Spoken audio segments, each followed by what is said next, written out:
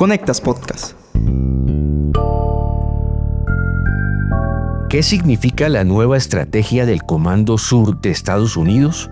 El gobierno de Washington ha reconfigurado su doctrina de seguridad hacia América Latina. Mientras Donald Trump busca crear una coalición de aliados ideológicos, la actividad militar estadounidense se ha multiplicado en el subcontinente. ¿Cuáles son las claves para entender estos movimientos?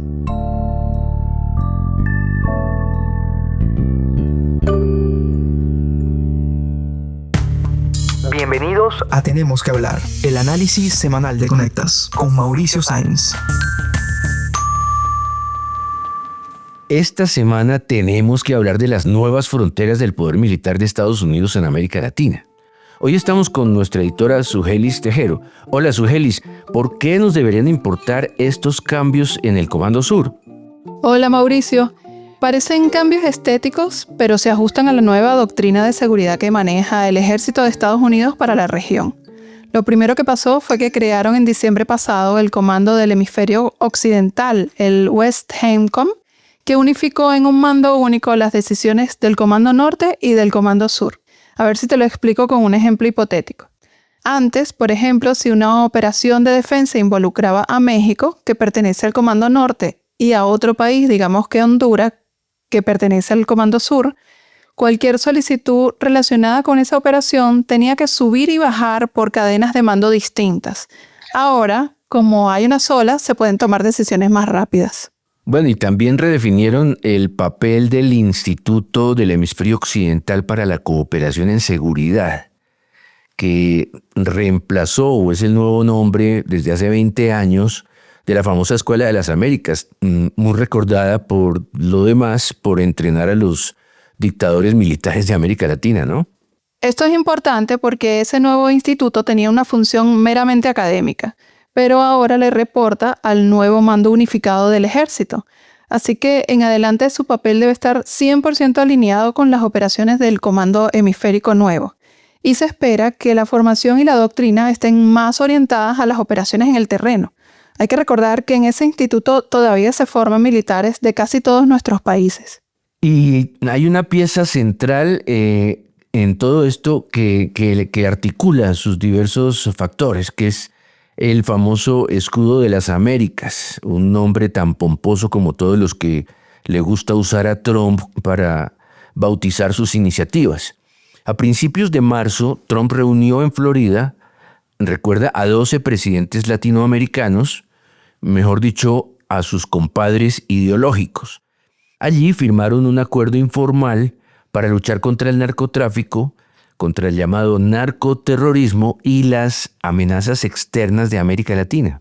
Como bien dices, ese fue un encuentro de carácter informal, pero justo antes de esa reunión hubo una cumbre antinarco, de carteles antinarcos, que sí fue formal y que terminó en una declaración bien interesante entre el secretario de Guerra de Trump, Pete Hegseth, con los ministros de defensa de 17 países de la región. Justo se celebró en la sede del Comando Sur en Florida. En el acuerdo, esos ministros se comprometieron, por ejemplo, a coordinar acciones contra los narcocarteles y otras organizaciones de crimen organizado. Pero fíjate un detalle, es un documento bien escueto, tiene apenas una página. Sí, eso estaba viendo. Pero es un documento, por supuesto, para ser tan corto, está lleno de generalidades y habla de crear una coalición respaldada con Estados Unidos y basada, digamos, en la cooperación entre gobiernos con intereses mutuos. Algo que queda bastante abierto a la interpretación. Más que un acuerdo formal, es una declaración de principios. Y ese justo es el punto de algunos analistas con los que conversé, porque dicen exactamente eso, ¿no? Que deja demasiado margen a la interpretación. Pero sí creen que Estados Unidos quiere usar esa declaración, junto al Escudo de las Américas, para fortalecer su presencia militar en la región. Destinar más dinero para reforzar operaciones de inteligencia, ejercicios militares, etc. De esto conversé con Adam Isaacson, de la Oficina en Washington para Asuntos Latinoamericanos, WOLA. Están buscando cambiar la cultura militar. Eso es el gran proyecto de Hegseth. Hegseth en su discurso en Doral dijo que Comando Sur era por demasiado tiempo, demasiado dominado por abogados, por trabajadores sociales, por ONG. Y es cierto, Southcom sí tenía, más que cualquier otro comando, una iniciativa robusta de derechos humanos que buscaba realmente participar en esas discusiones. Y obviamente derechos humanos, como vemos en Irán, no son tanto un tema. Y si están buscando impartir o compartir esas perspectivas sobre la letalidad militar a todo costo sin importar derechos humanos, esos son mensajes bastante tóxicos que buscan realmente hacer parte de la fábrica de la relación militar con la región. Sí, cuando él dice fábrica se está refiriendo al tejido de la relación de los estados del continente. Pero Sugelis, vamos a entrar en la parte que parece más preocupante de este acuerdo. A mí, por lo menos. ¿Quiénes están dentro del nuevo círculo de confianza de la Casa Blanca y quiénes quedaron por fuera? Y además, ¿por qué? Sobre ese punto, creo que nos hemos quedado todos un poco con la foto oficial de los presidentes que estuvieron en Doral con Trump, porque se nos escapa algo. Los firmantes del acuerdo con Hexet, esta coalición militar, son más que los 12 presidentes que se tomaron la foto con Trump. Ahí se comprometieron 17 países. Es decir, hay 5 mandatarios que no aparecen en la foto con Trump, pero sí firmaron este otro documento. Y creo que eso es importante también entenderlo, al menos geográficamente, cómo se están repartiendo estos apoyos militares a partir de la coalición. Por el Caribe, por ejemplo, firmaron Bahamas, República Dominicana, Jamaica y Trinidad y Tobago. 3 de esos 4 países son vecinos de Cuba, que justo ahora enfrenta grandes presiones de Estados Unidos. Luego, en Centroamérica, firmaron Belice, Costa Rica, El Salvador, Guatemala, Honduras y Panamá. Es decir, todos menos Nicaragua, que de aliado ideológico de Estados Unidos no tiene nada. Y al sur firmaron Argentina, Bolivia, Ecuador, Guyana, Paraguay y Perú. Chile no firmó porque José Antonio Kast no había asumido el poder cuando se celebró la cumbre, pero hay que sumarlo a esta liga de aliados de Trump, aunque no haya firmado esa coalición militar. Lo llamativo es que en esa coalición contra el narco y el crimen organizado quedaron fuera ni más ni menos que Brasil, Colombia y México, que son 3 países grandes de la región. No solo son grandes, sino que precisamente son los que enfrentan los mayores desafíos del narcotráfico y el crimen organizado. Porque uno habla mucho de México y Colombia en este tema, pero hay que recordar que en Brasil operan 2 mega organizaciones como el PCC y el Comando Vermelho. El asunto es que lo que prioriza el llamado escudo de las Américas y esta nueva doctrina militar en la región no es tanto la capacidad técnica para combatir el crimen, sino la afinidad política. Si algo comparten Brasil, México y Colombia, aparte de haber sido excluidos, es que su colaboración con Estados Unidos es más por los canales diplomáticos y no con la visibilidad política que a Washington le gusta y busca. De ahí que hay quienes piensen que estas exclusiones no necesariamente implican un juego de amigos versus enemigos. Y en todo caso, sobre todo en el tema de México y Colombia, pues no solamente son los más comprometidos, sino más los países que más han sufrido el flagelo del narcotráfico. Y te agrego que este año 2 de los países que estábamos mencionando, Colombia y Brasil, van a tener elecciones presidenciales. Entonces, pues habrá que ver de qué lado quedan después de las votaciones, ¿no? Es cierto, sí, y en Washington están mirando muy de cerca esos procesos electorales, sin duda. En cuanto al alineamiento político con Trump, Robert Evan Ellis, él es profesor del Instituto de Estudios Estratégicos de la Escuela de Guerra del Ejército de Estados Unidos, me dijo que él no veía una complejidad por resistencia ideológica de algunos socios regionales, sino más bien porque hay diferentes perspectivas y motivaciones sobre lo que debe ser la relación con Estados Unidos. También hablamos sobre la guerra contra las drogas impulsada en los años 70 por Nixon y esta doctrina de Trump. Cuando veo la situación ahora, yo veo ciertas diferencias entre esta administración de Trump y lo que vino antes. Quizás número 1 es una disposición de usar fuerzas militares desplegándose en una forma más amplia en la región y no solo Guardia Costa y la DEA, etcétera, etcétera. Y también utilizando fuerza letal, o sea, obviamente con esos golpes contra los narcobotes, mayormente en el Caribe, pero también en el parte este del Pacífico, cerca de Ecuador hasta México.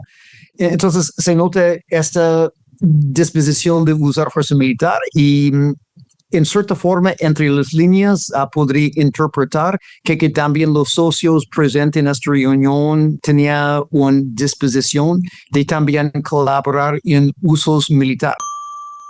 Sí, pero más allá de esas razones, esa exclusión tiene consecuencias, ¿o no? Claro, y tiene consecuencias directas. Ya se han visto operaciones conjuntas y despliegues, no solo la captura de Nicolás Maduro en enero, sino que este mes hubo un bombardeo conjunto entre Ecuador y Estados Unidos en Sucumbíos, además de los ataques a las presuntas narcolanchas en el Caribe y en el Pacífico. Todo eso muestra una disposición a usar fuerza letal y a operar más cerca de las costas y las fronteras regionales. En todo caso, lo preocupante es cómo puede escalar esto. Y yo creo que aquí vale la pena detenernos un poco y escuchar lo que dijo Hegseth en la cumbre anticarteles, donde se firmó esa coalición en materia de defensa. El presidente Trump ha demostrado lo que puede pasar cuando rechazas el engaño del status quo, en cuanto a que las amenazas a nuestra patria y a nuestro hemisferio son secundarias. Estados Unidos está preparado para enfrentar esas amenazas y preparar una ofensiva solos, de ser necesario. Sin embargo, y por el bien de nuestro barrio, como lo muestra el objetivo de esta conferencia, preferiríamos hacerlo con ustedes, nuestros vecinos y aliados que sabemos que tienen la voluntad, la capacidad y la disponibilidad. Pasar a la ofensiva en solitario si es necesario. Fíjate, esa frase resume la doble lógica. Los gringos preferirían tomar sus acciones en conjunto con aliados afines, que de paso les den un barniz de legitimidad, pero no necesariamente. Y fue con una acción unilateral como capturaron a Maduro en enero. Pero a partir de ahí, sin duda, con ese hecho como una amenaza latente para toda América Latina, hemos visto operaciones militares conjuntas entre Ecuador y Estados Unidos, como la que mencioné en Sucumbíos, en la frontera con Colombia, a las que, por supuesto, reaccionó el presidente de ese país, Gustavo Petro. Mejor dicho, menos diplomacia y más músculo militar. Pero fíjate, esa supuesta alianza con los gobiernos afines, pues tiene una debilidad de fondo. Y es que en América Latina los gobiernos cambian cada ciertos años, y pueden llegar otros que sean poco afines o menos afines o nada afines. ¿O será que ahora en la era Trump eso va a cambiar, va a ser distinto? Pues es una buena pregunta, Mauricio. Habrá que ver si esta nueva arquitectura de defensa que parece estarse construyendo a toda velocidad terminará por empujar a la región hacia un ciclo de tensiones que apenas comienzan a asomar en el horizonte. Es la nueva presencia de Estados Unidos de una forma mucho más asertiva en el continente, lo cual podría afectar necesariamente, de alguna manera, nuestra democracia. Gracias, Sugelis, por tu participación en este episodio. Gracias a ti, Mauricio. Y a quienes nos escucharon, los esperamos la próxima semana en un nuevo episodio de este podcast semanal de Conectas, porque tenemos que hablar.